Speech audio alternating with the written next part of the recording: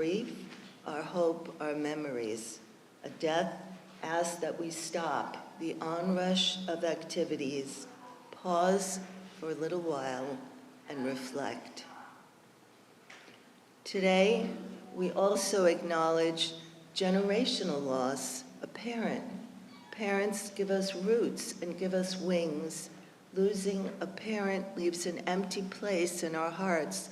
The loss of a mother, a daughter, a sister, cousin, aunt, or old friend represents a loss of a link to the past. We may feel temporarily adrift. A feeling of permanence in a changing world is suddenly shattered. And yet, at the same time, there is a sense of continuity and connectedness in our memories and reflections of our past and of the circle of life. And so, Eric, you can now promise that you will take the best of what you inherited from your mother, the support, the dedication, the strength, the choices, the mistakes, the struggles, and the successes all have formed you into who you are. Though this is a very sad occasion, in it there can also be a depth of joy that brings wisdom and strength. The lessons to be learned lie in the life that was lived. Every life is special. Every life has a purpose and meaning. Every life is to be protected and celebrated. An individual is but a brief episode in history, but humanity is renewed in every generation by the undying spark of life. We are, each of us, greater than ourselves. We survive in the children we create and the memories we have made with others. We endure in the humanity we serve. The cold days of winter are passing. They're not passing quick enough. And soon the forsythia will be blooming, welcoming the renewal of nature of every spring. Every living thing perishes, but life itself persists. In the circle of life, change is inevitable, and no one can escape this rhythm of life.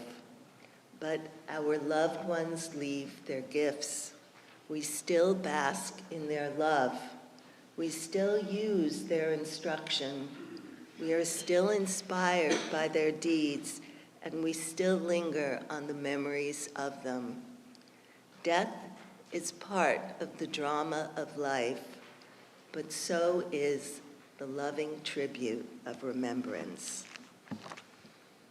So I call on Nancy Schulins, a friend and colleague, to share with us Nancy's inspiring life story. She probably wouldn't have described herself as inspirational, but she was, and as so many of you have shared online and can attest today.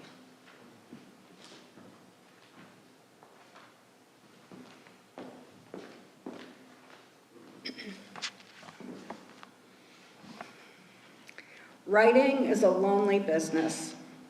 It's especially lonely at night when most of your readers are sleeping. Nancy Chapman wrote at night after the endless meetings ended and the elected officials had gone home to bed. She wrote at night partly because she was a night owl, but also because she wanted her readers to be able to wake up in the morning and find out what had transpired in Norwalk while they were busy living their lives. Sitting through endless meetings and staying up all night writing about them was Nancy's life. That and making phone calls, answering emails, tracking down leads, deciphering court rulings, examining budgets, and all the rest of the difficult, tedious, unglamorous work of being a watchdog journalist, a job at which Nancy excelled. 7 or 8 years ago, my friend Claire, a former board chair of Nancy on Norwalk, approached me about becoming a consulting editor to Nancy. I hesitated. an alumnus of the world's largest news gathering organization, advising the founder of one of the smallest? How would we find common ground? There turned out to be more common ground than I thought. Along with our first names, an abiding love of all things purple, we had both learned our trade on the job. We had both married journalists named Mark, who'd had our backs. And though we clashed here and there, in our early years, I followed AP style while Nancy followed whatever the heck that was. We both loved the rush that came with chasing a good story, never more so than when we were beating the pants off the other guys. It soon became obvious that my mentee had a formidable mind, relentless curiosity, and a work ethic that just wouldn't quit. Clearly, this woman had come to play. I began waking up Sunday mornings to emails from Nancy, asking me to look at stories she'd finished writing as the sun was coming up. Invariably, her stories reflected an encyclopedic knowledge of Norwalk and an institutional memory of events that had transpired long ago. So while Nancy went to sleep, I went to work, typing in my little style corrections, smoothing language that struck me as rocky, and trimming what I felt needed trimming. There was a lot of trimming. This went on for a time while we found our rhythm, as writers and editors do. Then, along the margins of the stories she sent me to edit, Nancy took to preempting my questions by shooting them down before I'd had a chance to ask them. She did this with remarkable accuracy and a sly wit that I missed terribly. Nancy's own story began on May 1st, 1959, in Somers Point, New Jersey, where she was born Nancy Eileen Gunther, one of 4 children of Clarence and Eileen Gunther.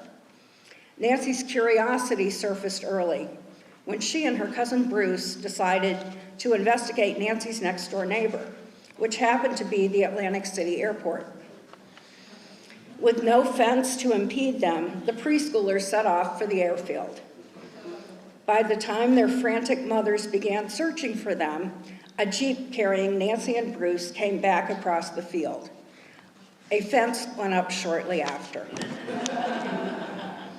Nancy grew up in Cologne, New Jersey. Shortly before graduating from high school, she married Mark Chapman, a seasoned journalist. The reception took place at the Germania Volunteer Fire Department Hall, where during the last song of the night, the fire whistle went off. Several guests, including the bride's father, raced out in their party clothes to fulfill their obligations as volunteer firemen. Nancy and Mark, who had worked for numerous newspapers, created an online news site in Englewood, Florida. That site, Englewood Edge, would become the precursor to Nancy on Norwalk. After leaving Florida for Connecticut in 2012, the Chapmans launched Nancy on Norwalk as a joint venture with their son Eric as webmaster. In 2014, the fledgling enterprise was granted nonprofit status as Chapman Hyperlocal Media, Inc. 2 years later, when Mark died suddenly at age 63, it abruptly became a one-woman operation. With Eric's support and that of Nancy on Norwalk's board of directors, Nancy forged ahead, training her focus on city government, education, and land use. She became a common sight in and around City Hall, a tousle-haired woman in plaid shirts and purple fleece. Without Mark, her workload essentially doubled, yet Nancy said she found the work soothing. Soothing. The digital town square that was the comments section of Nancy on Norwalk was not exactly a love-in. I marveled at Nancy's ability to maintain an even keel, even in the face of abusive comments directed at her. Eric set me straight. What nobody seems to understand, he said, is that fighting her only makes her fight harder. No kidding. There was a wellspring of fortitude in Nancy that surfaced when needed, as when she pursued the story that earned her the highest honor of her career. The story on former state Senate candidate Mark D'Amelio's arrest for drunk driving, published again despite a threatened lawsuit, captured the prestigious 2018 First Amendment Award from the Connecticut Society of Professional Journalists, becoming the first hyperlocal news organization to win it for what judges called tremendous determination and courage in reporting in the face of direct threats and litigation. Absent the accolades and awards, Nancy loved what she did. A few months ago, looking back on her career, she said, "I had a blast. I worked too hard, but it was fun." The last time I visited with Nancy, we talked about dying and the fear that surrounds it. The fear of being forgotten, all our little successes and achievements erased, as if we had never existed. The fear of finding out that there is no point to life, that it's all just a random collection of letters that spell nothing. But we agreed, if you can conceive and create something that outlasts you, a home, a family, an artwork, a website, you start to see patterns of order and purpose. You start to see yourself as part of a larger story. There's a proverb that says the true meaning of life is to plant trees under whose shade you do not expect to sit. Nancy Chapman was a gift to the people of Norwalk. There should have been more stories, more accolades, more smart-ass comments in the margins, more life. Even so, the life she lived was proof that, armed with curiosity, intelligence, and grit, an unassuming woman in purple can leave her mark, if not on the whole world, then certainly on her corner of it.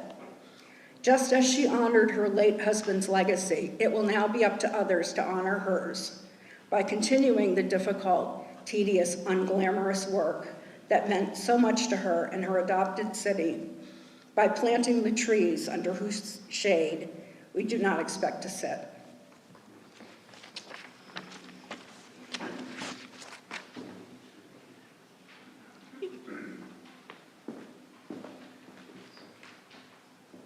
Thank you, Nancy. So this afternoon, we're also going to hear from her brother Clarence, son Eric, friends John Levin, Claire Schoen, and colleague Doug Hardy. So, Clarence, please.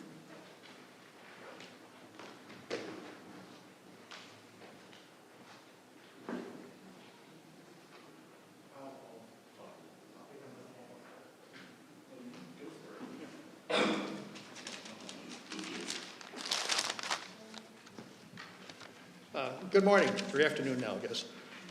On behalf of the family, we thank all of you for attending today.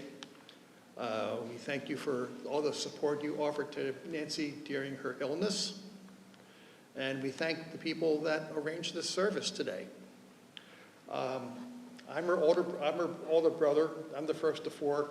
That's us over here. It's my mother, my sister Barbara, my nephew Zach, Nancy's son Eric, her younger brother Michael, and my wife Valerie.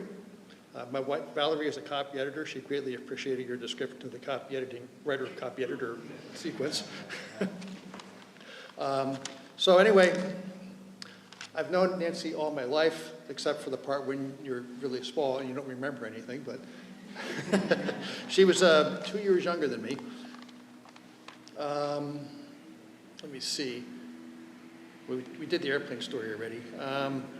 She was into art and drawing all her life. From a very young age, she drew. I can barely draw a stick figure. You know, she could do all this stuff behind me. She spent a lot of time traveling back and forth between Norwalk and South Jersey, where we live.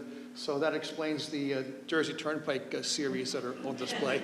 And as a child, we all liked watching Voyage to the Bottom of the Sea, which explains Richard Basehart hanging from an overhead hatch. The other stuff, I have no idea.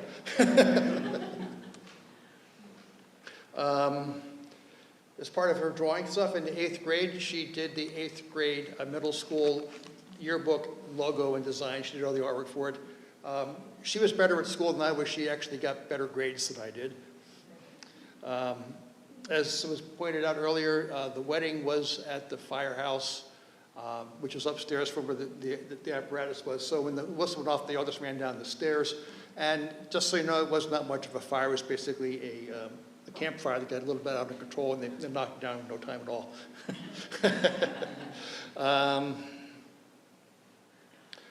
I'm not entirely sure how Mark got into journalism. When I met him, originally he was erecting the tent at the music theater, and he was doing tent work. And somehow he got into journalism. He worked his way up to being the travel editor at the Boston Globe, which at the time was a big newspaper. And Nancy got on writing freelance stories about the travel editing. So I know that she went to Africa. I know she did quite a few cruises, one of which was for South America, Rio de Janeiro and Argentina, I think. She took my mother along for that one. According to this, she went somewhere where you could pet baby harp seals. I guess that was Nova Scotia.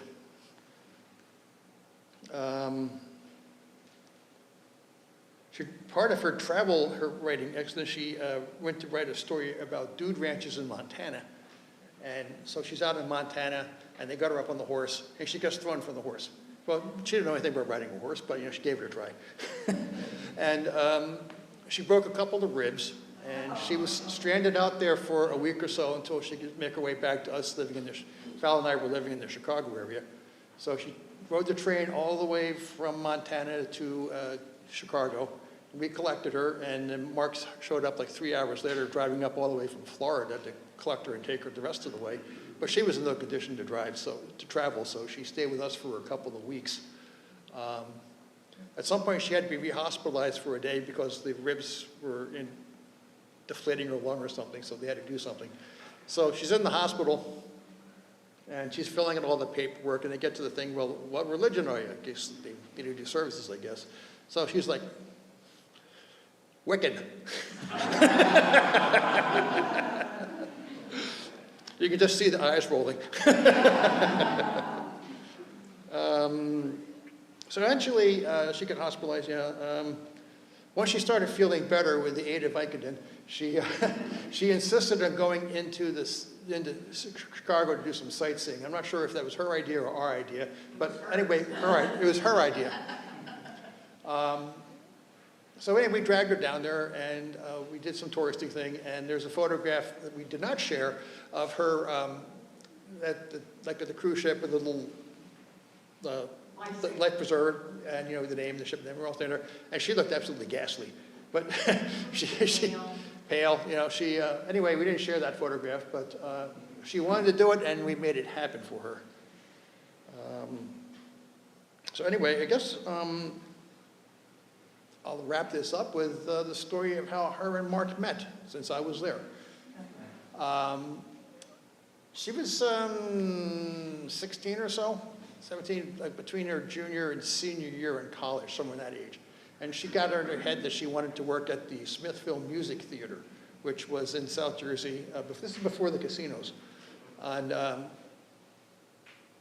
it was basically the theater was like this concrete kind of pit in the ground, and they put a tent over it, and in the summertime they would have stage shows, productions. And Mark, so she goes there to see about getting a job, and they say, well, go talk to that guy.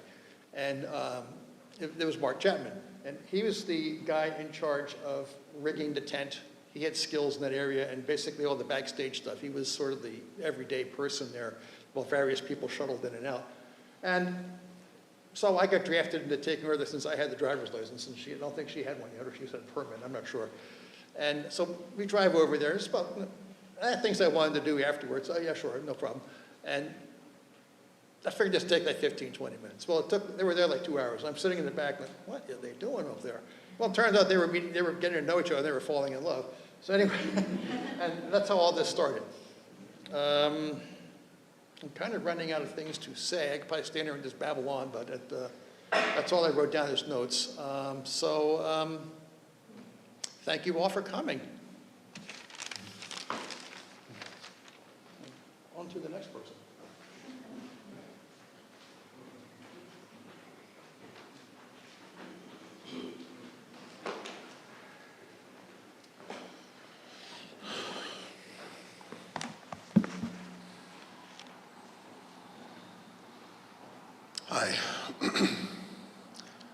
This is a really difficult time for me, and first I want to thank everyone for coming. I don't know, I thought about what I wanted to say here for a while, and as usually happens with me, I deal with difficult circumstances with humor. So, I don't know, it's been important to me to maybe give people a glimpse into the sides of Nancy, Mom, that a lot of people might not have known. Because you all read her work, and you met her in person when she was out doing her thing. But you know, she was, there was a lot to her. She contained multitudes. So yeah, so I'll start. On May 1st, 1977, in southern New Jersey, as Clarence was just saying, what's going on with the sound?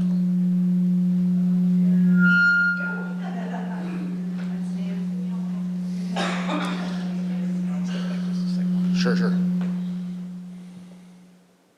Right now. Hello? Okay. Better. All right. Yeah, so on May 1st, 1977, in southern New Jersey, Nancy Gunther turned 18 years old. 3 weeks later, she married Mark and became Nancy Chapman. 1 year and 1 week later, I was born. I remained Nancy's only child, and I was smaller then. Mom was still becoming an adult and getting to know herself when I was a small child. And she had a lot of big ideas about how she wanted to go about being Mom. She wanted to make all of my clothing by hand, starting with the diapers, I'm told. That didn't last. And of course, she couldn't do all of that by herself, so she bought some clothes. But she did make a bunch of the stuff that I ran around in when I was little. I remember going to the fabric store in Hyannis, Massachusetts, on Cape Cod, where I did most of my growing up. There was this one really weird pair of shorts in particular that I remember that was brightly colored, like purple and blue and yellow and everything in this psychedelic pattern. I don't know, I think the fabric was on sale, so that's what I got. She was also very concerned about what we, the three of us, put in our bodies. She was determined not to give me any junk food ever. She also made a lot of cakes. So I never got sugary cereals. What she was determined to raise me on was the sort of thing that you would find at a health food store in the 1980s. I don't know if anyone in this room knows what wheat germ tastes like, but it's something like if you crossed Wheaties cereal with sawdust, and she would mix that with plain yogurt and feed it to her small child, who was very reluctant to eat it. She also gave me tofu. Imagine feeding a small child tofu. And I'm told that you can cook tofu in a way that makes it tasty, but I assure you she did not know that way to cook it. I kind of thought it was a lot more like snot. We meaning my father and I, used to joke about that period because we sort of thought it was probably responsible for some of the explosive height growth that I experienced. It was like she fed me fertilizer, and I grew and grew and grew and grew. Say what you want, but Mom did know how to make things grow. She was a wizard with plants. We had a garden in our backyard that had rows of crops. I'm talking about food. I'm talking about potatoes, tomatoes, cucumbers, etc. And of course, because I grew up with this, I thought everyone had that. I used to go and help her in the garden when I was little, you know, the way little kids try to help with everything. I didn't know what I was doing. I was in the way. I was counterproductive, to say the least. But yeah, I was out there enjoying it. And then a couple years ago, during the pandemic, I ended up trying to do the same thing myself in my Brooklyn apartment.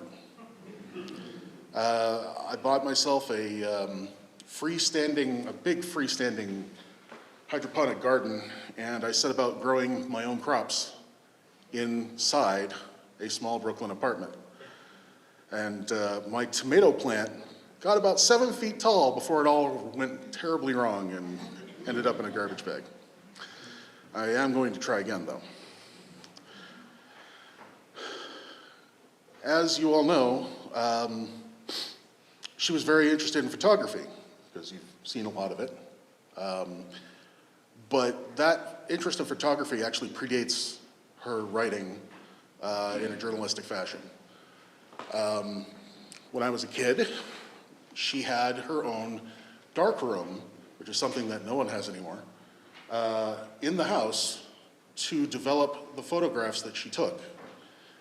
And I would, of course, little kid, want to help, would often run in there. And I can tell you that room had a chemical smell I cannot describe. But I learned a lot. It was fascinating. She would like shine a light through the film. It would project an image onto the paper in negative. And then she would just kind of tap it in this chemical solution, and slowly the photo would appear. This is all, of course, archaic technology now.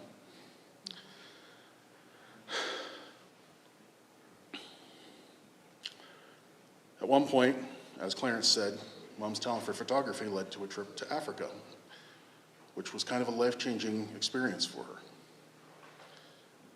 So, in all these little stories, there's kind of a theme developing, right? That Mom had her own ideas and her own way of doing pretty much everything. She wanted to do a lot of things herself. She wanted to figure it out herself. She wanted to build it herself. There were so many half-finished home modifications to our house in Hyannis. There was a lot. She wanted to be self-reliant, but in a lot of ways she couldn't be. She grew up insecure. She had trouble talking to people she didn't know, except my dad, apparently. But she couldn't wait to get out and see the world, and so she took her chances in 1977 on a guy from out of town who happened to be my father.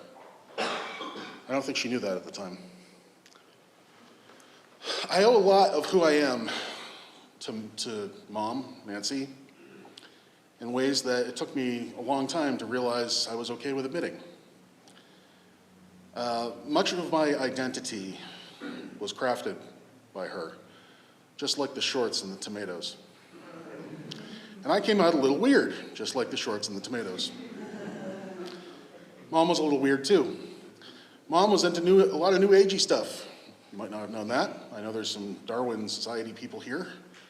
I never really followed her that far into that. But when I was little, a psychic told her she was a dolphin in a past life, and she went around making dolphin noises with her mouth for years.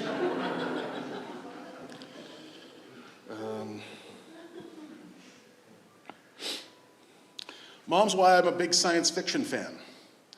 She was really into Star Trek from the days of the original series on broadcast television. which I think was the 60s.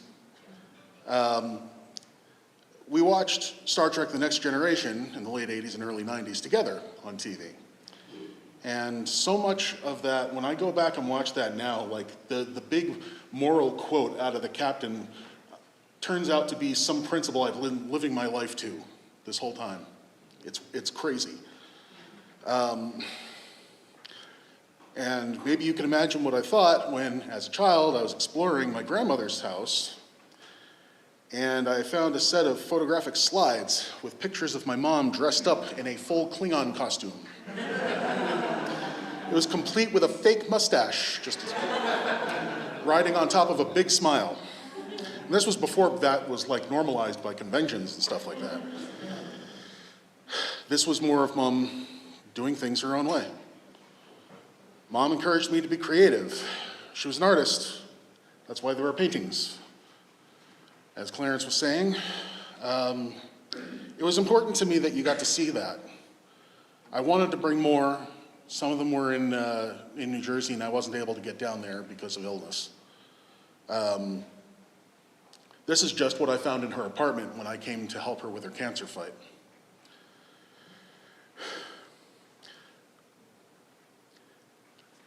We talked about getting her an art show in Norwalk so that people could see this side of her, but it never came about because she never thought it was good enough or that her stuff was ready to be shown. This was a common thing with Mom, and I think that's why I'm telling you all this.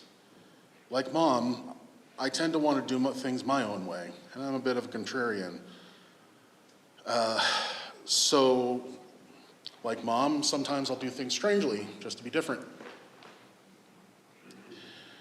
When Nancy on Norwalk published a notice about this memorial, there was a quote from her about what a memorial should be, which was to celebrate the life of someone by telling good stories about the effect that person had on people. I, however, have decided to do the opposite. I'm going to tell you about the effect that Norwalk had on her. So as I said, Mom had trouble believing in herself. She often, in social situations, would just sort of fade into the background and let my dad do all the talking. My dad was a very charismatic, gregarious sort of person. And she was just more comfortable that way. She never wanted to be the center of attention. She liked to write, but never wanted to show anyone anything that she wrote. She would freak out if she caught me or my father looking while she was writing.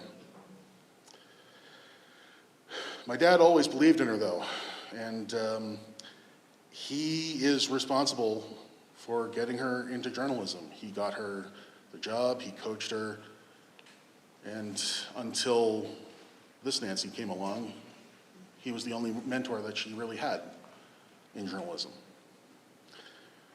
So we were in Florida, and the 2008 financial crisis happened, and they were both laid off from their newspaper jobs. And my temporary gig as a teacher at the art school that I ended up going to ended. We didn't have a lot to do, so we started Engold Edge, as Nancy was saying, which ended up being the prototype for Nancy on Norwalk. It was not successful. We got a lot of support from, well, we got a lot of people telling us that they really liked what we were doing, but not much actual tangible support. So it didn't last. We ended up moving up here, where they were able to get new journalism jobs, and I came with. A couple years later, Mom quit her job in anger because, well, her editor at the time didn't appreciate, I think, the way she was writing. Because Mom wanted to tell the whole truth, nothing but the truth, etc. And she had a very clear idea of what was important. And they wanted fast crap. I will not name who this was, but I doubt even anyone would know.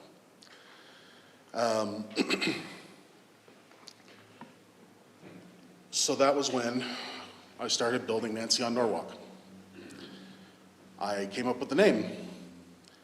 It was kind of a funny moment. They were like, well, what are we going to call this thing? And I was like, obviously we're going to call it Nancy on Norwalk. They were like, what? No. Really? I was like, yeah. Okay, that's kind of catchy. Okay. A little later, Dad got laid off, and it became what they were both doing. Again, just like before in Florida. What followed was a completely unintended adventure that lasted the rest of both of their lives. Unlike our earlier attempt, this one was built around how Mom did her reporting and around her as a human being. And I think that helped everyone connect to it more. It was more human. And Mom struggled with it. She struggled with the attention. Nancy Schulins here was talking about how the comment section could be a little spicy. And Mom didn't take it well early on. She used to say, everybody hates me. And I mean, it got to her. But my father was always quick to correct her. Like, no, you did nothing wrong. They're just mad because you got it right. I did my best to encourage her too. And then when Dad died, well, for one thing, neither one of us saw it coming. It actually happened in my apartment. They had just come to visit, and we were going to go out to dinner. And yeah, he died. And we were both lost after that. She didn't know what to do. I didn't know what to do. She didn't think she could continue. And she didn't think she could handle any criticism on her own or all the writing duties. But the people of Norwalk saw her value and wouldn't let her stop. They would not let my mother give up on herself. Partly because the work she was doing was good, and I think it was helping Norwalk. And because they liked her. Never mind what the comments said. And so over the next seven years, my mom changed. She got better at speaking for herself. She found confidence in her writing and the direction she was taking. She never stopped fearing that the whole thing could fall apart at any moment, or that she needed an escape plan just in case.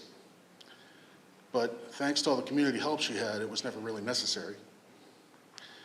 She dreaded going to public functions earlier on, expecting to run into people that hated her, that would come up and confront her. And then she'd come home with a big smile on her face, having had a grand old time socializing and getting to know everybody. And it just kept going like that, just like my dad knew it could, and like he always told her, until eventually she settled into it. Even at the end, though, she still couldn't really wrap her head around how much support there was.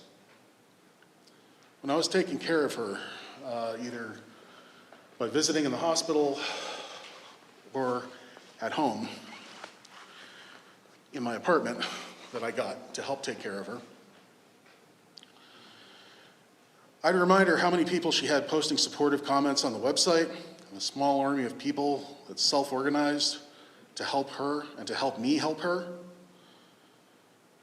Everyone's on your side, Mom, I'd say. Norwalk loves you, Mom. And she'd respond incredulously, I know, it's unbelievable. How is all this for me?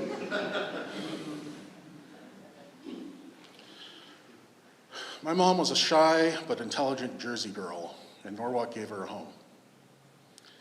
It wasn't what she planned, but Norwalk was where she found herself writing for a living. in a way that she never thought she could. And she was able to do it on her own. She's a totally different person today than she was 10 years ago when we came here. It meant so much to her, and it means a lot to me. Norwalk helped her find the inner strength she didn't know she had. I want to thank you for that. All right, switching gears here just a little bit. Everyone knows cancer is a scary thing. You don't really understand that until you see it up close. And I spent about a year taking care of Mom in and out of the hospital. She actually beat cancer once before. A lot of people don't know that. In 2000 to 2001, while I was having my freshman year at college, she had cancer and was treated successfully. She beat it then, and they never told me. My parents never told me this shit. It wasn't until I came home for summer vacation after the freshman year, I was like, by the way, your mom almost died. What? It never made sense to her, you know. She ate healthy. She was really into health food. Everything, you know, had to be organic. Later in life, she went full vegan. She never smoked. She very rarely drank, and when she did, she didn't do it to much excess. Somehow the cancer didn't care about that or how health conscious she was. She was working out a few times a week at a gym when the cancer started to present symptoms.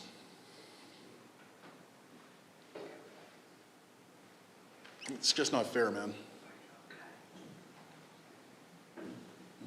That's all I have.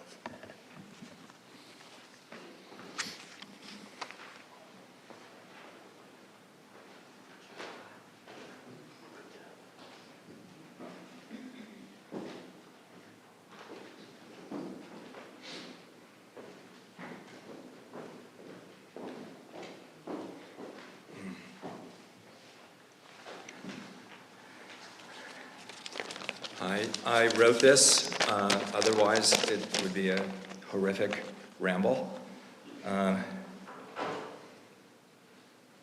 Thank you, Eric, for sharing so much. I just learned a lot about your mom. This is hard. I first met Nancy 12 years ago when Diane Lauricella introduced us at Penny's Diner during a planning meeting for something. Diane said, "John, this is Nancy. She's our future."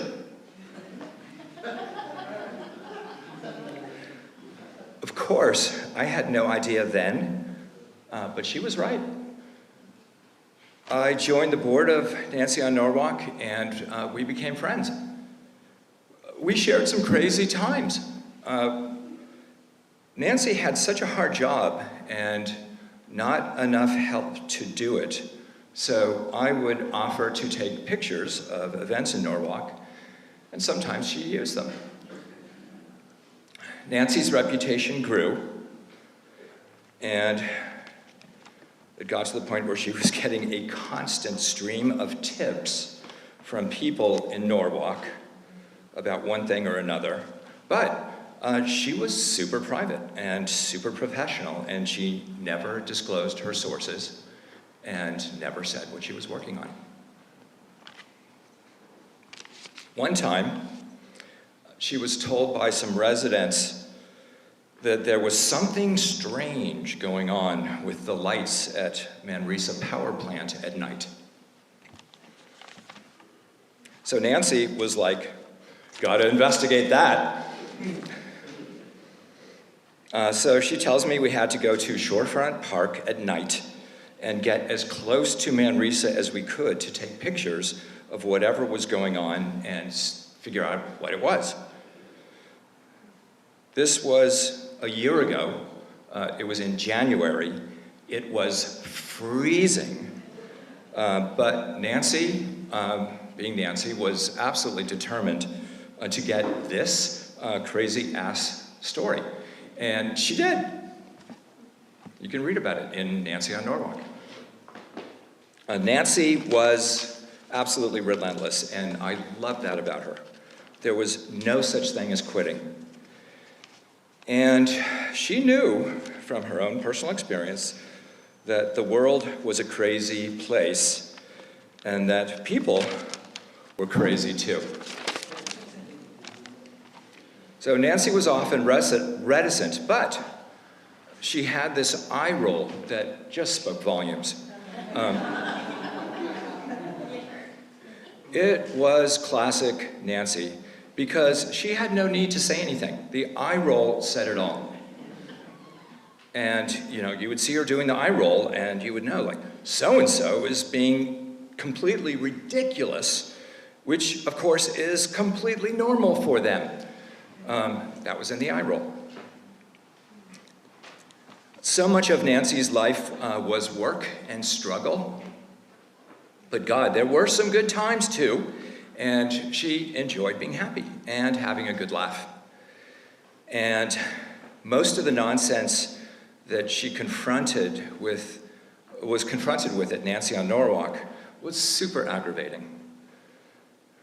Comments, for example. And she worried, yes, but she never panicked, and she was able to laugh at the ridiculousness of it all. And she really embraced the fun side too. Like there was this April 1st article in Nancy on Norwalk announcing that the Sono collection was shutting down, and that Norwalk Community College was going to take it over for a new campus.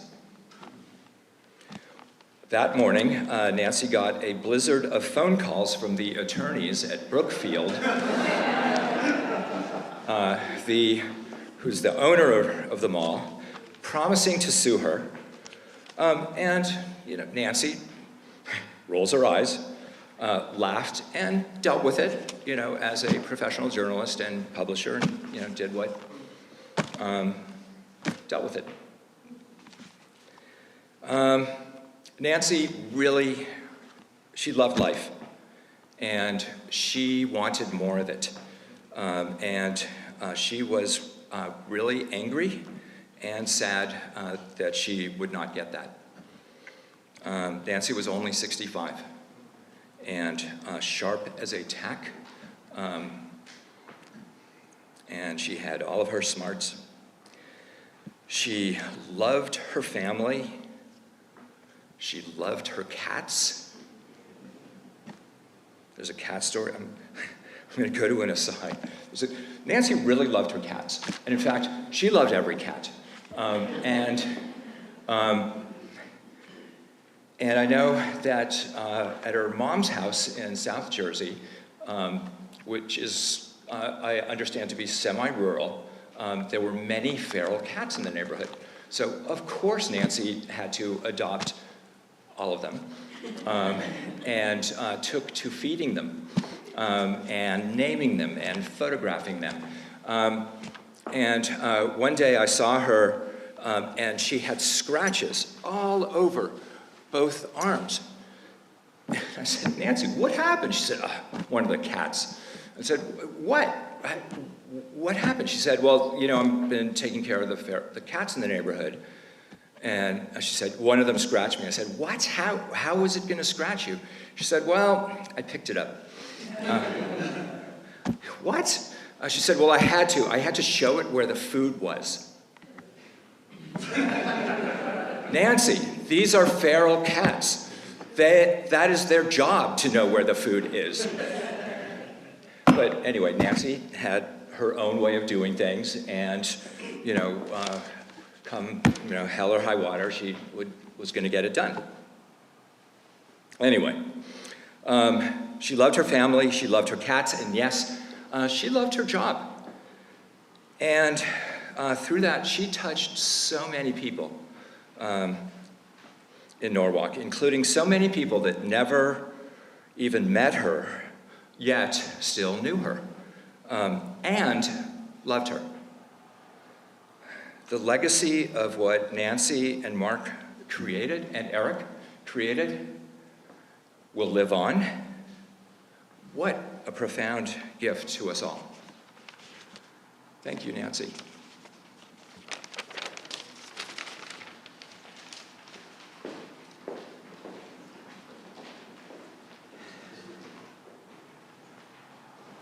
Wow. There's not a lot that hasn't been covered in who Nancy was, but I'm Claire Schoen. I'm a member of the Nancy and Norwalk team. I was on the board for a while. I served as board president for a while. I'm now what everyone's calling me, a staunch volunteer. Because I just refused to let go because Nancy it was so infectious working with her to want to make it better and to cover Norwalk in a way that Norwalk needs to be covered. So I've known Nancy for 8 years. Originally sort of professionally, and then I grew to know her pretty well personally.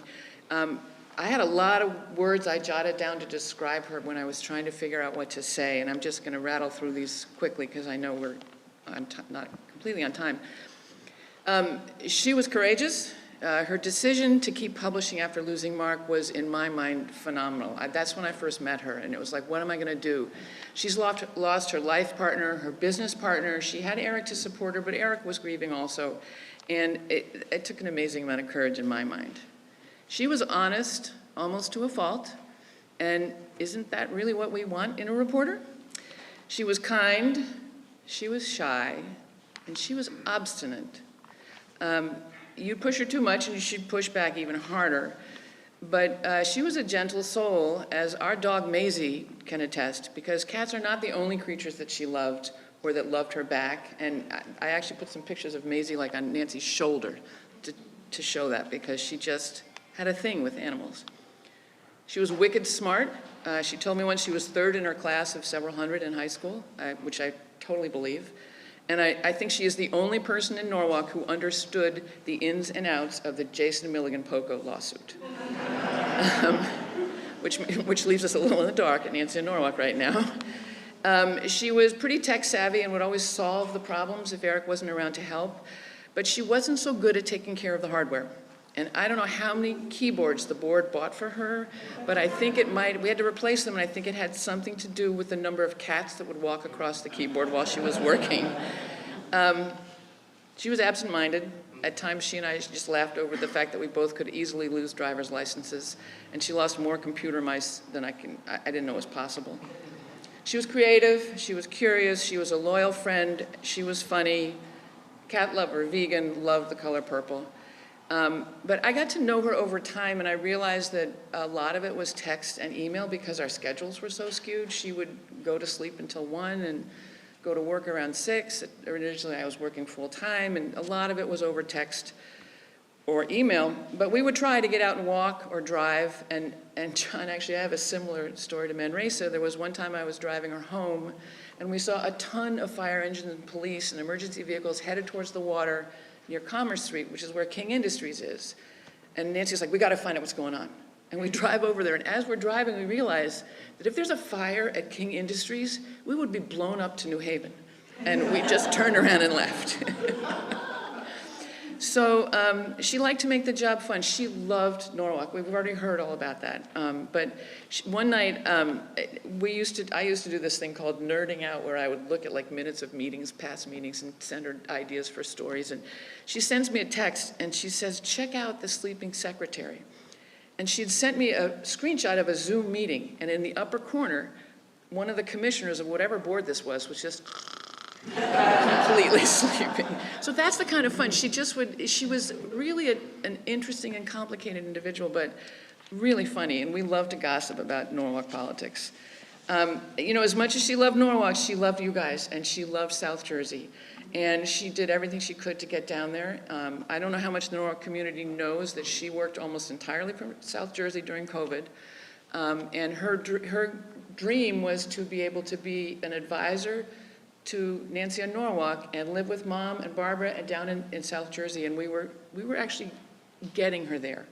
She used to call me Pollyanna because she would come and say, I can't do this anymore. I'm like, yes, you can. Yes, you can. Yes, you can.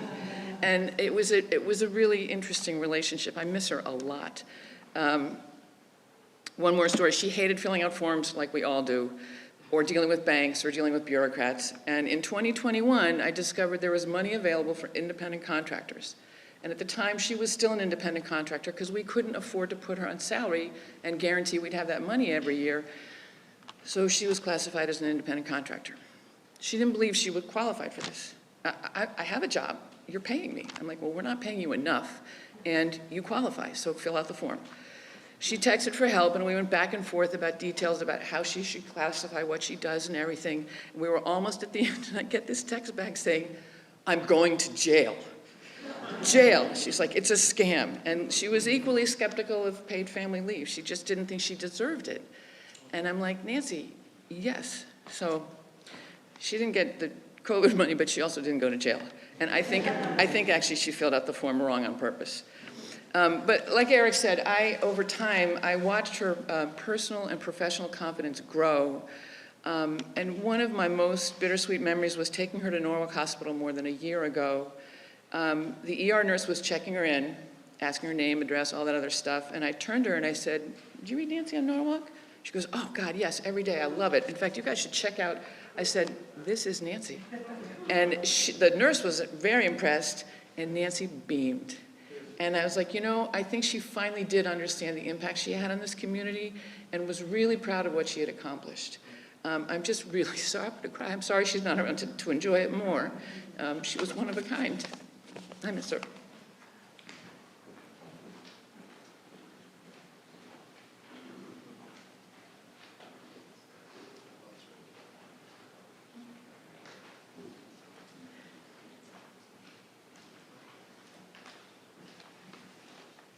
Hey everybody, my name is Doug Hardy, and I run a website called CT News Junkie. And I met Nancy probably 14 or 15 years ago when they first launched Nancy on Norwalk. They were a great team, and they covered the news. They believed in the work. Eric had built this really nice website.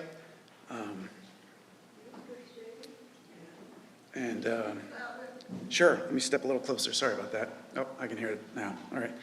Eric had built this really nice website, and they were great journalists, and they just started out in a period of time when people had just started kind of turning their back on the profession. It's not an easy thing to do to launch a small business, even with a good market. And they launched a business, a hard business, when a lot of other ones were collapsing in the same sector. So they were pretty brave to do it. Nothing is ever easy when you're wearing 15 or 20 different hats every day, all the while trying to do this public service journalism thing that we do as if we've still got 40 people in a newsroom around us, but we're really just sitting in our home office, kind of pretending that we have this group of people around us supporting us. They did it really well. Running Nancy on Norwalk is a huge lift. Running any one of these businesses is an enormous lift, as the people who are still doing it will attest. It requires a single-minded focus, and that comes with a lot of stress. It tests our relationships. There's a cost to it. And Nancy certainly paid that price. But we have this, we've caught this bug, this people that do this work. We just have this unwavering focus on spreading the truth, shining the light on institutions and transparency and things like that, because it matters. It matters to society. And it's an honor to do it. Anyway, we had met because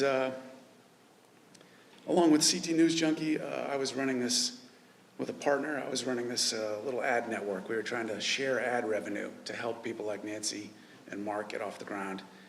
It lasted for about 3 years. We would send revenue checks. They weren't huge, but I think they were helpful to most of the folks that were in the network. It was called the Independent Media Network. And we kind of focused on those refugees, those print newspaper refugees.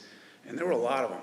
I think at the time, at its peak, I think we had, I want to say 50 different publications, almost all of them in Connecticut. There was 1 or 2 in Boston. But so there was this groundswell of small business innovation going on in the news industry back then. And, it was an honor to help. It was an honor to be part of it. And the neat thing was Nancy on Norwalk was the first one to join our network. So it meant a lot. let's see, we kind of evangelized the idea that online news was the future. I still kind of believe that. It's just still really hard, though. Their challenges were our challenges. Their concerns were our concerns. We spoke the same newsroom language of cynicism and irreverence and gallows humor. You could pick up the phone with either one of them, and it would just feel like you're talking to somebody, you know, that you've been working with in a newsroom. I don't know. It's a shared language. There's a kinship there, and they were in our wheelhouse. We felt really close. Anyway, more than 90% of those publications are gone. And the remarkable thing is that Nancy on Norwalk is still here. And the New Haven Independent is still here. And CT News Junkie is still here. 20 years in this business is a miracle. It is absolutely a miracle. We reinvent ourselves every couple years. And even after her passing, Nancy on Norwalk is still going, and perhaps in better shape now than it ever has been. And that's a credit to her and the folks who do the work here.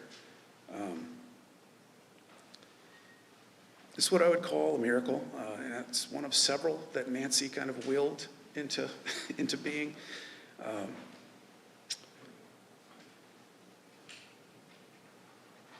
So, cutting through here, I don't want to repeat some of the things that folks have said.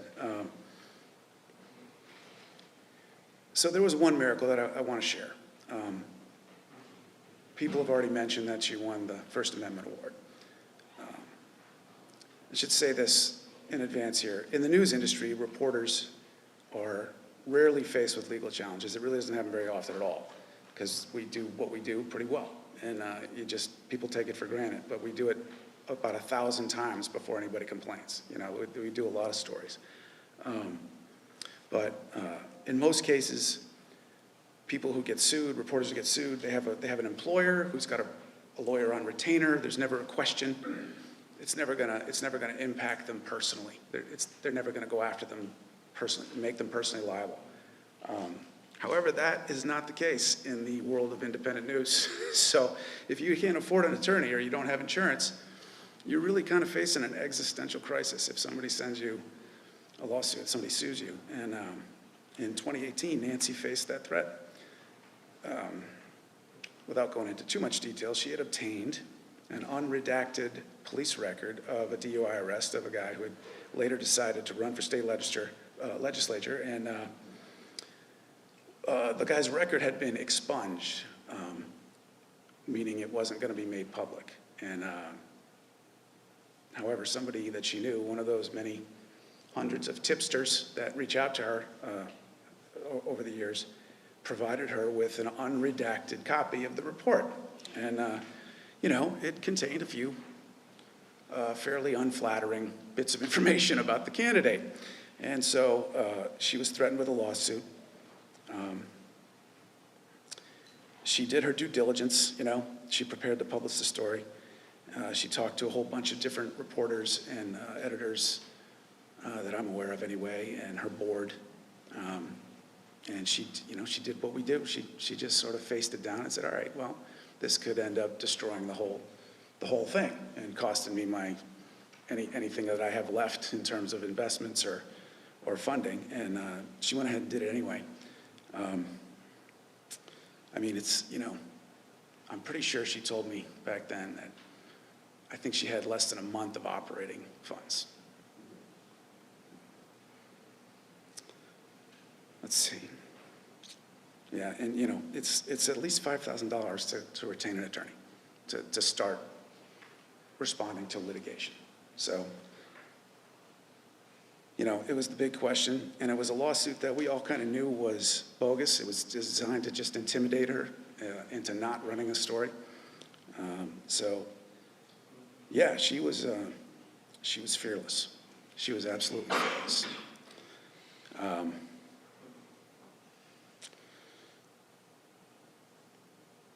Let's see. You know, the lawsuit eventually was filed. We don't have to go into a lot of detail about that. It was filed against her and the Norwalk Police Department. And, she won. She's still here. Nancy on Norwalk is still here. She persevered through that, despite the stress that it brought to her life. I'll just say it again. Nancy on Norwalk is still here. It's amazing. The Society of Professional Journalists gave her the First Amendment Award that year. And, not for nothing, but there was other competition for that award. It was a story, a whole project from the Hartford Courant. One of the best reporters in Connecticut had worked on it for months. And there was another big project, I think, from the Connecticut Mirror, and she beat him. It was amazing. So I was just real happy to be there at the dinner with other folks to see her get it.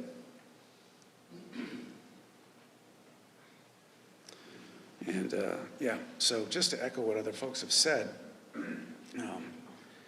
I can guarantee that most of the residents of Norwalk have no idea how lucky they were to have her around.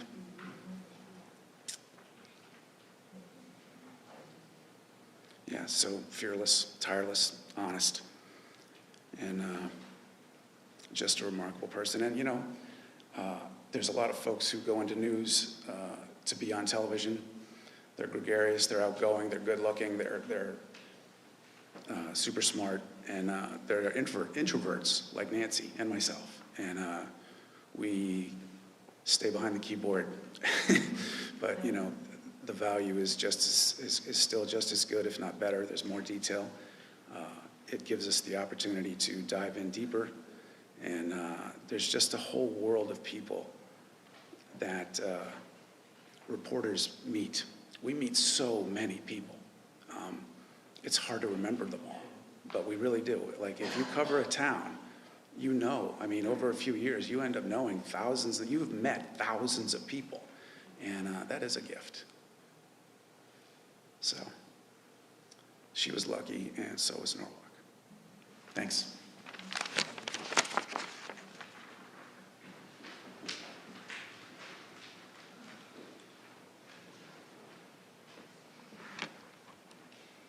Thank you, everyone, for sharing your memories.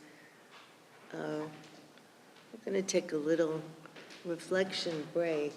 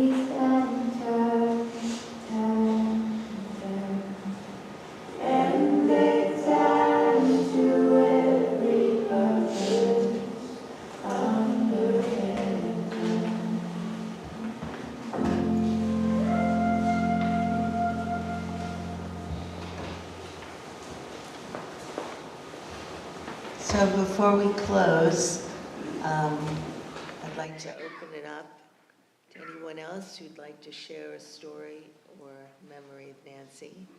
And the first one is Zach Gunther, her nephew.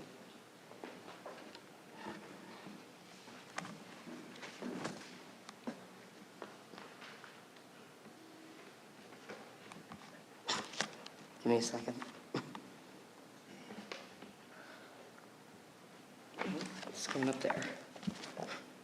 Good afternoon. I am Zachary Gunther. I'm Nancy's nephew. I would just like to thank the museum here for hosting us again, unfortunately, but thank you regardless. Unfortunately, a lot of the stuff I wrote down here was already gone over, but so Nancy was a very interesting person. She's a fighter. There's no doubt about that. A lot of people in this room know that. The eye roll, as I saw that a lot, something I always remember and kind of missed because it was funny every time she did it. When I saw the paintings over there, it brought to mind something that I was trying to figure out how to kind of go over, something that I don't think many people went over. When I saw those paintings, it really reminded me of how much traveling she did and just the attention to detail. Those are the same exact road signs you see on the side of the highways, which I thought was very cool. I'm a big fan of New York City. I don't live there, but I would love to live there. My dad knows. He hears me talk about New York City all the time. But another thing I would like to go over is her love for cats. That was a big thing, and she's part of the reason why I'm so into cats now. She rescued several cats while I was young and as I got older, and I don't think they're ever going to go away because there's more cats, more cats, more cats. We lose one, we get another one. We lose one, we get another one. Grammy Gunther and Aunt Barb would know that. I would also like to say for my little cousin and my cousin Melody, who can't not be here, unfortunately. I felt really bad for that. But if they're watching, I would like to say that you guys also were very interesting in Nancy's life. Sagan, if you're watching, Nancy really did care about you. You were like her granddaughter that she never really had. And I hope you remember that. Nancy really did like you. And Melody did so much to help the family, and she does still do a lot to help my grandmother. She's always there to cook for her, help her along with my aunt. She does a lot. And I'm trying to think what I could read off here that wasn't said. Her love for photography, that wasn't talked about much. She caught some of the best pictures of me that I have till this day. She had a way of making herself not known that she was taking a picture of me. And when it's not noticed I'm getting my picture taken, it's some of my best pictures, because I hate getting my picture taken. But she was a fighter, and she'll always be remembered as one. She fought till the very end. She always thought that she was gonna beat it, but unfortunately she lost the last battle. But she will always be remembered through Nancy on Norwalk, which was a big part of her life. The people of Norwalk is her second home, so everybody from Norwalk who's here, thank you very much. You guys meant so much to my aunt. You know, journalism and being a journalist can be hard at times. It can be very hard because you get a bunch of the criticism, as we see pretty typically out there. But she always took it in stride and never let it beat her down. She always seemed to make her stronger. And I have a couple of stories. For personal stories that I would like to share real quick. The last time I saw Mark and Nancy together will always be in my mind. I still see it very vividly. The last time we saw them both together, we were coming back from Target. I made my dad go over there, and I used to get some food as an excuse to look at toy cars. But as we were coming back in, we had a massive thunderstorm happen in South Jersey, and I hold by my belief that lightning struck the tree 50 feet away from me. It was loud. But as I walked in, Nancy and Mark walked out and sat on the back porch, and they just looked off as the rain and the lightning happened. I told my dad, I was like, how can they do that?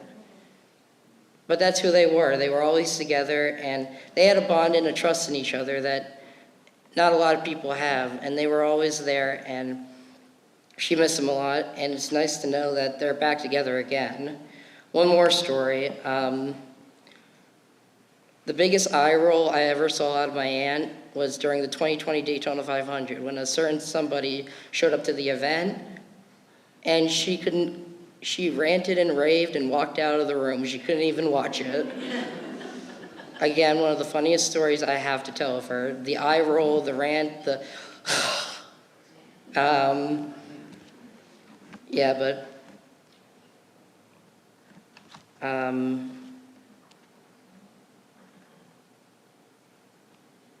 that's all I have to say. I had a whole paper here, but I had to try and find something that wasn't said, and I think I did that. Thank you, everybody.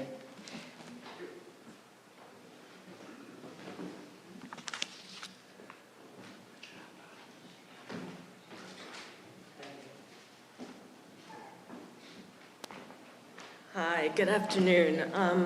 I just want to say something to the family.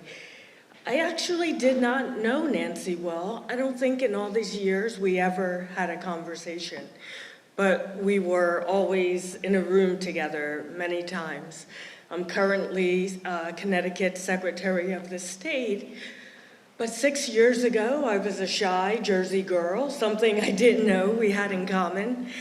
And one of the very first times I had to speak publicly, and the thought of speaking in front of the media was very scary, because politicians and the media are not always a natural mix.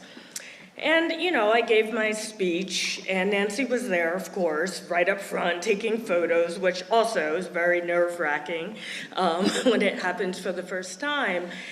And our eyes met for a moment, but in that moment, and I've never spoken about this ever, she looked at me with a look of surprise and a wry smile that made me feel like, hey, I've not seen this before in politics.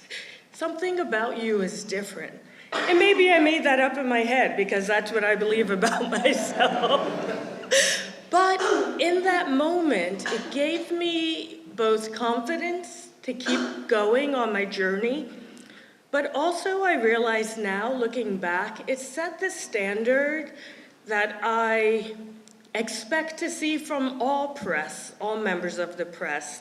And now that my playing field is a little larger and I come into contact with many members, it occurs to me that we shouldn't take that integrity for granted. She was a special person, and that is not repeated everywhere. So I just want to say to the family that, people have profound impacts on our lives. We don't always know it. She didn't know she had that impact on me, but she did. So I just wanted to share that. Thank you.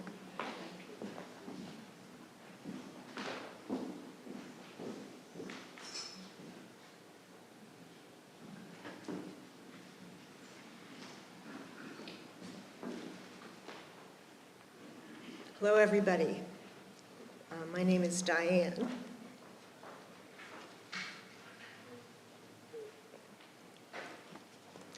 I'm one of many Dianes in Norwalk. We can never have enough.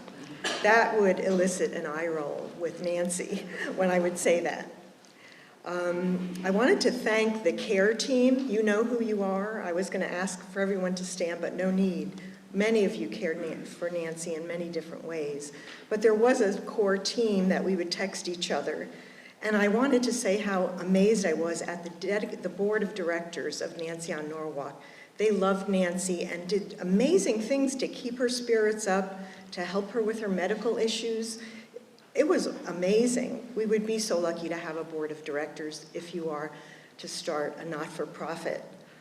I just wanted to give a couple of little stories. One thing about cats. I did not trust that cats could actually be friends with humans for many years, because I had cat scratches, I had met people's cats. They weren't that particular, so they don't really at times care. But when I shared, for about 5 years, many of you don't know this, but I was a housemate of Diane and John. And when they were still in New York City, I would take care of the place, and they adopted this huge orange cat. And he was, I felt that he had been abused. He was so happy to be at Diane and John's house, and for those of you that have been to their house for many of the fundraisers and the friend-raisers, it's a great place. He was very happy. His name was Rilka, named after the poet by one of their care team with the kids, and he came to inhabit the place. It ended up that we became good buddies, and I found that this cat would not scratch me. In fact, he was more like a dog and follow me around. So I told this to Nancy, and she again gave that wry smile because she had found the special sauce to be friends to all cats. So on occasion, I would send her cat videos, especially towards the end of her life, because on the web, there are some amazing cat videos that are, she loved them, but to a point. I could tell that she was having difficulties when she just wouldn't answer back or let me know she saw them. So that's one of the things. When she was at Autumn Lake between hospital visits, I would take her in a wheelchair and we would run, or I would try to run with her up and down the road. And we were able to find a little kitty that was on the side of the street near Autumn Lake. So on occasion when I would be able to take her wheelchair, we would look for that cat, and she really got excited seeing the cat. And this is a woman who is in pain and scared about her future. But I saw her face light up about the cat. So she was a cat crazy lady, but proud of it. The other thing is a bucket list issue that we both shared. This speaks to her stick-to-itiveness. And that is, we both felt we wanted to see the 9/11, you know those blue lights that they shoot up into the heavens? So beautiful, very impactful of that horrible day. Well, we decided we wanted to go to Sherwood Island to check it out because that is one of the places where you, on a clear day, see Manhattan and the blue lights. Well, we went there in her car, and it was closed. So we said, let's go to Greenwich, Todd Point, I guess it is. They wouldn't let us in. We're not from Greenwich. So we ended up going from place to place where we knew we might be able to see it. And we ended up at City Island. Couldn't see it from there. So we thought, okay, let's keep going. And we ended up, wouldn't you know it, right at the base of the 9/11 memorial, of which I took a photo because I was riding shotgun. She was driving. We were trying not to get stopped or anything. I couldn't find that photo for the slideshow you're going to see later, but it was this very special moment and spoke to her stick-to-itiveness. Lastly, I wanted to say that one thing that she was really great, she loved a scoop, she loved gossip, and a scoop. Keep those scoops coming. I hope the board of directors and the family are going to save her laptop. It contains treasure. For those of us that would on occasion give her scoops, I'm a night owl too, so I would call her. She would let me put in a late night letter to the editor and sometimes would ask me my opinion about some things. I just want to tell you, that I hope the investigative side of all journalism continues. I want to say I was so proud of her and the board and all of Norwalk when she would scoop the multi-million, maybe billion-dollar Hearst Corporation. Scoops about Norwalk, good stories and others that maybe were a little testy, but she would scoop them. I think that is a major legacy. And lastly, she has so many more stories to tell, and I hope to meet Ashley, and I thank the board of directors and the family for letting her legacy continue. This is my purple hat that I wore in her memory.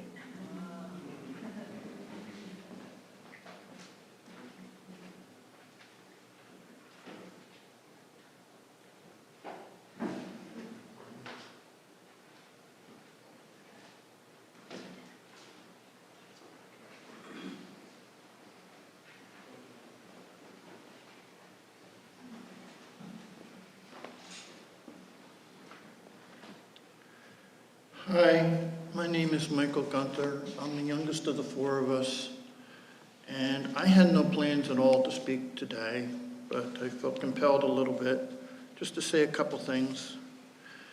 One of the things is that I do is that I'm kind of the family historian for us, and a lot of things were talked about, it's like, it kept reminding me of that saying about how the apple doesn't fall far from the tree. And examples in our own family, cats. I and Nancy love cats, and we all love cats, pretty much, almost all of us. And one of the things I found is that pictures of my grandfather, my mom's father, and his mother and his aunt all holding cats in Atlantic City from like 100 and some years ago. So it's not strange, and I know my mom had cats when she was young. And, there was a lot of talk about Nancy and photography. Her father, he had a little dark room in the house, from what I'm told. There was a bunch of pictures that he developed, and he would share pictures with one of his coworkers who was also into amateur photography. And, her artistic talent, it's like, I didn't think of it, but I should have, if I had, I would have bought one of her paintings or something of Jimmy Doohan, the guy who was Scotty in Star Trek, because she was like one of the leading members. There was the JDIFC, the James Doohan International Fan Club, and she actually drew several of the covers for it. It's like, and she did. But artistic talent, and it kind of runs in the family some too. It was like my grandmom Gunther, her father was a cake maker.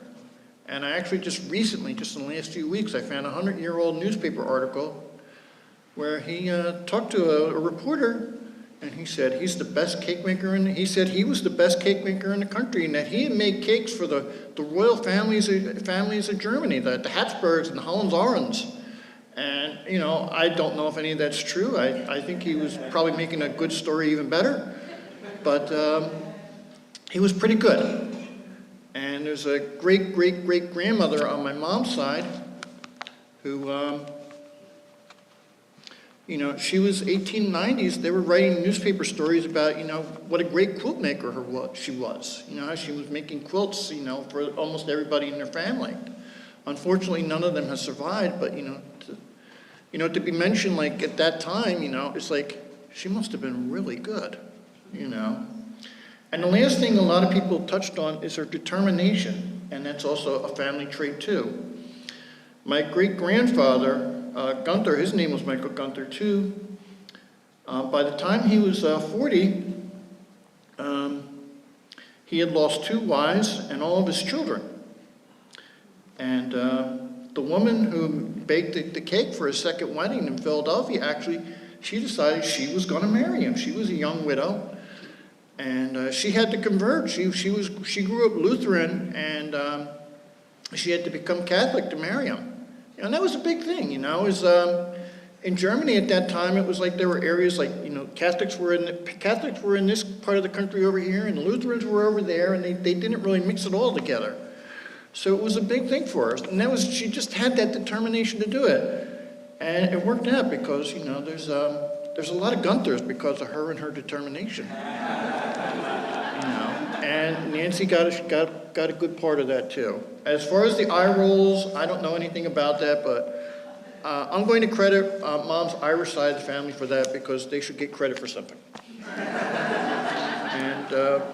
And the other thing I wanted to mention was, I had extensive notes here, was we were riding over here. I had to go over to Walmart before I came here because I forgot my suit. And I had to buy this shirt. And so I had something decent to wear. And we're driving on this little hilly road in town here where there's like lots of fences, big little stone fences about yay high. And I don't know why, but all of a sudden I thought of the song, Turn, Turn, Turn. It just popped into my head for a second. Yeah. And I think that was Nancy. I think Nancy wanted somebody to know that she was still here with us. I don't believe in coincidences. I personally believe that coincidences are a higher power keeping himself anonymous. And so just to have that happen, thank you, and God bless you, Nancy, and God bless all of you for being here. You really made this a home for her, Norwalk a home for her. And she needed that. And I really do appreciate that for us. Thank you.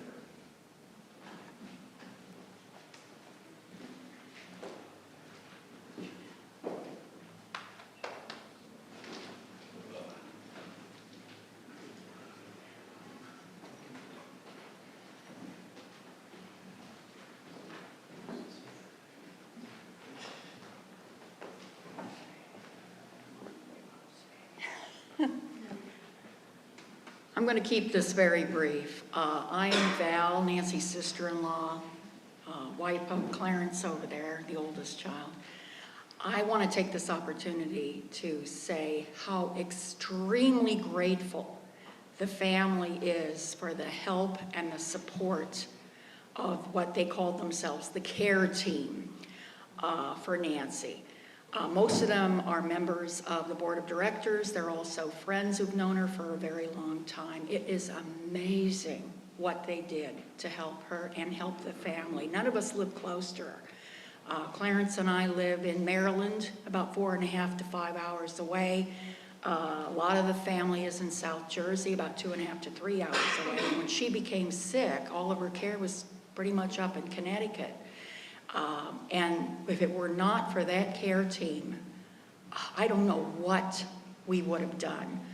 We were not in a position to be close enough to give her the level of support and care that she needed. And they spared there was nothing that they wouldn't do. I mean, everything from paperwork, contracts, to fighting with the rehab center to get whatever care they could get her, helping Eric, and Eric had his hands full. It was amazing what Eric did to help her. Without going into details, just trust me, it was amazing. And I cannot tell you how immensely grateful we are. So I just wanted to make you aware of that the extreme, over-the-top efforts that they went through. Thank you very much.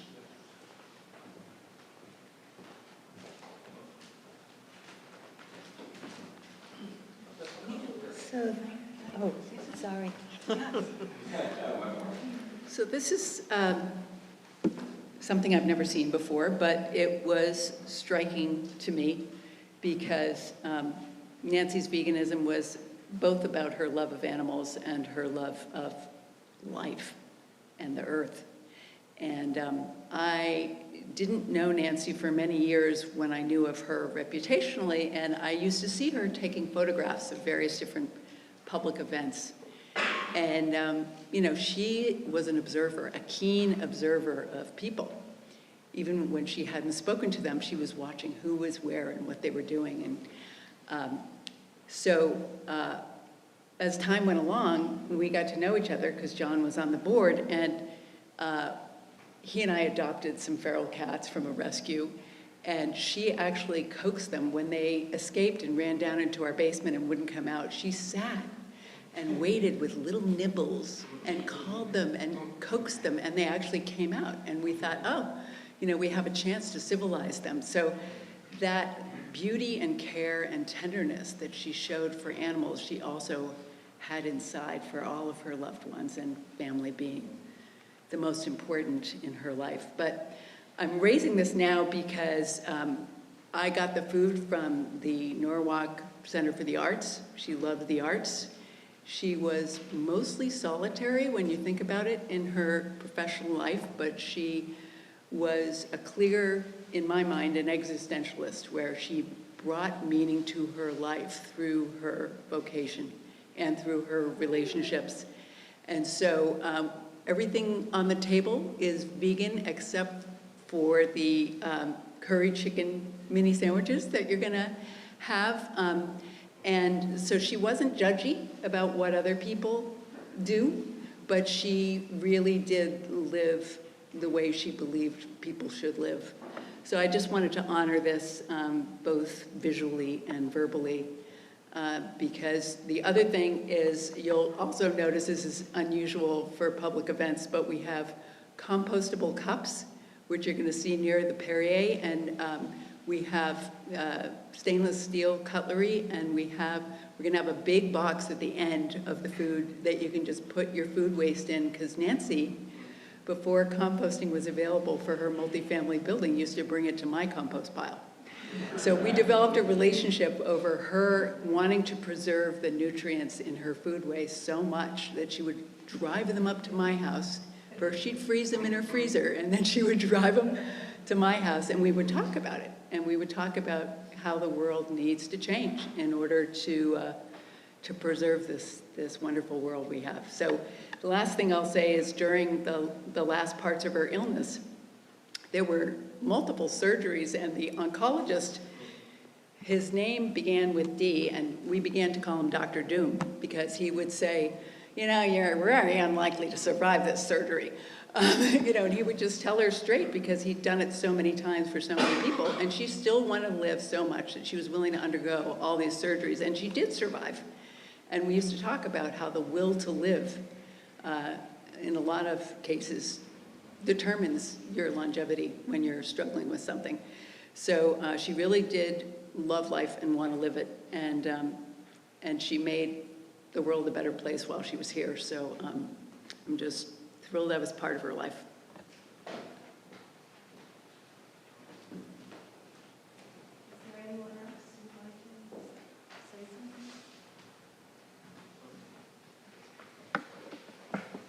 something? I didn't know Nancy very well. She attended some of our humanist events. I'm the president of Humanists and Freethinkers of Fairfield County. And I was always encouraging her to come socially, not professionally, not to cover us, but to come to a solstice party and relax and enjoy herself. So we would have a few shared emails on that correspondence. I always admired her determination, commitment, and I was really saddened to learn of her illness and death.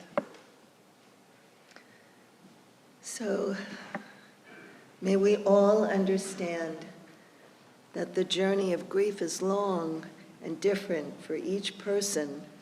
Each one of you will find your own path to get through the next hour, the next day, the next week. Each step will be full of gratitude for Nancy's life, her courage to go against the odds, to speak truth, her humor, her love of family and community, mixed in with sadness for her leaving us so soon. Eventually, the times we grieve will grow further apart and shorter of duration, while our fears we might forget will dissipate. Our memories of her will grow stronger, and the past, with all its meaning and beauty, is sacred and secure. And I'd like to leave you with a poem by Michael Shepard called A Grief Ago.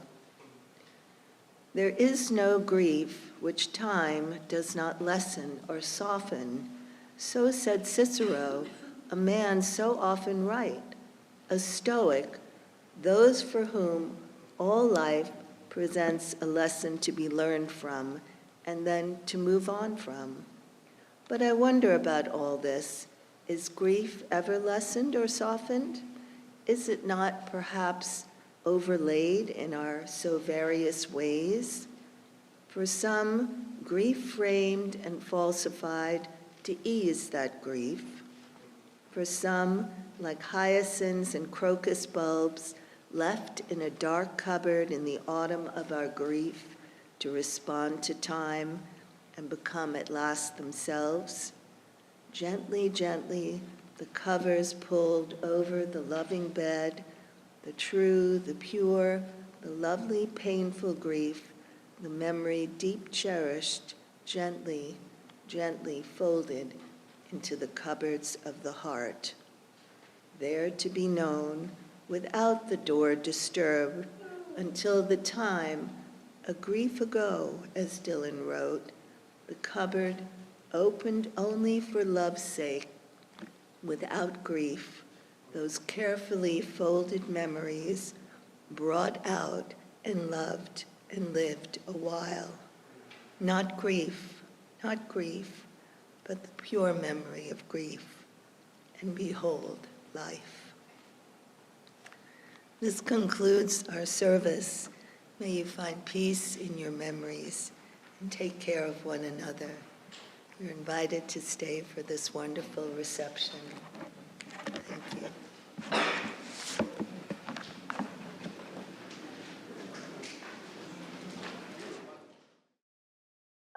you.